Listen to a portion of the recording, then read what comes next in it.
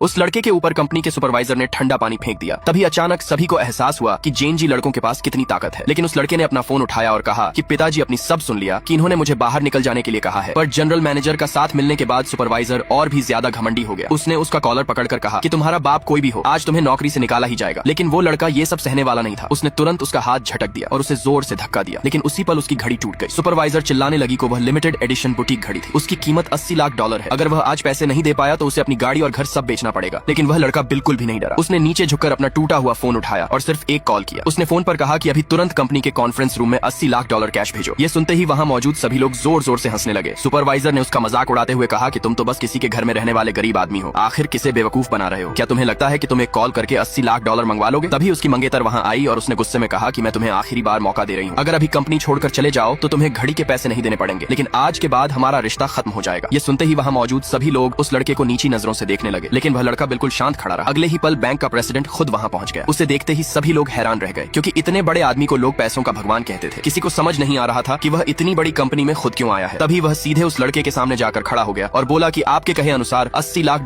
Cash पहुंचा दिया गया है। ये सुनते ही पूरे कमरे में सन्नाटा छा गया। किसी को यकीन नहीं हो रहा था कि बैंक का प्रेसिडेंट खुद उस लड़के के लिए पैसे लेकर आया है। तभी वह लड़का आराम से कुर्सी पर बैठ गया और बोला कि आने के लिए धन्यवाद। लेकिन बैंक का प्रेसिडेंट तुरंत झुक गया और बोला कि आपके लिए यह बहुत छोटी सी बात है, अगर आपको किसी और चीज की जरूरत हो तो बस आदेश दीजिए। ये सुनते ही सुपरवाइजर और उसकी मंगेतर के चेहरे का रंग उड़ गया। तभी बैंक के प्रेसिडेंट ने कमरे के चारों तरफ नजर डाली और गुस्से में कहा कि जिस कंपनी में बिल्कुल अनुशासन नहीं होता उसे लोन देना बेकार है। अभी के लिए $20 करोड़ वाला लोन रोक दिया जाए। ये सुनते ही जनरल मैनेजर के पैरों तले जमीन खिसक गई, क्योंकि उनकी पूरी कंपनी उसी लोन के सहारे चल रही थी। तभी सभी लोग उस लड़के के पास भागकर आए और उससे बैंक के प्रेसिडेंट को मनाने की विनती करने लगे। लेकिन वह लड़का बिल्कुल शांत रहा और उसने कहा कि पहले मेरी घड़ी का हिसाब खत्म हो गया, अब मेरे फोन के नुकसान की बात करते हैं। ये सुनते ही सुपरवाइजर जोर से हंसने लगा और बोली कि एक टूटे हुए फोन की आखिर कितनी कीमत होगी। तभी वह लड़का मुस्कुराया और बोला कि ज्यादा नहीं, सिर्फ $10 करोड़।